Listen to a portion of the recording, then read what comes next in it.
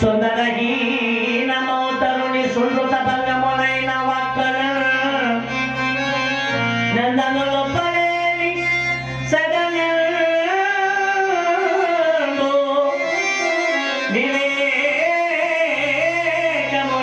విద్యలు ఆనందము లేదు గాదే నరనాయక వారల జన్మ వ్యర్థమే.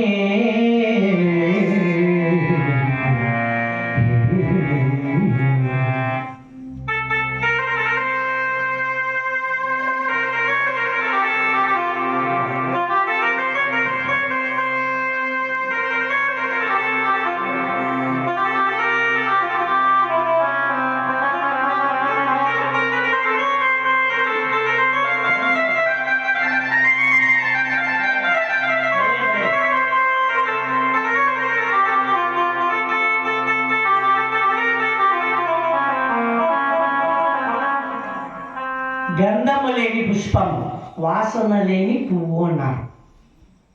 ఎంత పెద్ద పువ్వు అయినా వాసన లేకపోతే ఇష్టపడేది.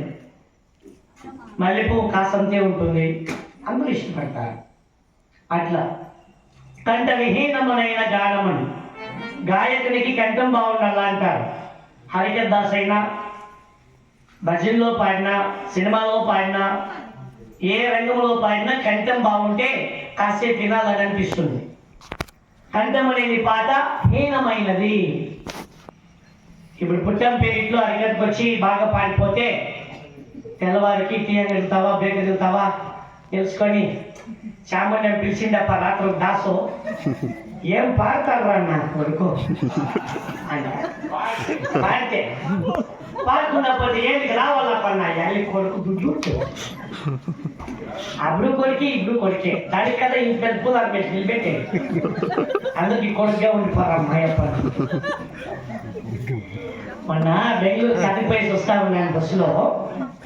ఈ వసుకోట దగ్గర ఒక బస్సు ఎక్కినోడు సీట్ దగ్గరికి వచ్చా నన్ను ఎగాదిగా చూసి జరిగా పక్కన కోపంలో ఉన్నాడు పాపము. జరిగి కూర్చున్నాడు గమ్మున ఉండాలి ఉందా ఎవరు మీది అని. మరి కుప్పమ్మప్ప కుప్పమ్మ కుప్పం అంటే అరకెట్ చేసేసి తెలుసునా నీకే నన్నే ఏదో సుమారుగా తెలుసునా నీకు తెలుసునా నీ తెలుసునా 5 అరకెట్లు చేసినాడు మా ఇంట్లో అని. సరేగా సంతోషం అండి.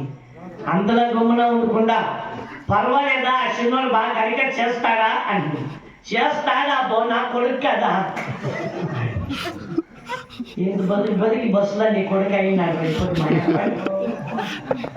అందులోనూ గమ్మున ఉండకుండా గాచారం ఏమంటే అన్న ఈనాడు ఎప్పుడైనా అరికెట్ చేసేకి వచ్చి నా చిన్నోడు మీ ఇంటికే అని మున్నింటే వచ్చిందో కరోనా వచ్చి పోలీసులు చిన్నోడు ఎట్లా మాట వస్తుంది ఫోన్లో పంపించేస్తున్నా అమ్మాయప్పని. అట్లా అనుకోకుండా మాట్లాడతారు. దానికి మనం ఫీల్ కాకుండా బెజార్ చేసుకోకూడదు.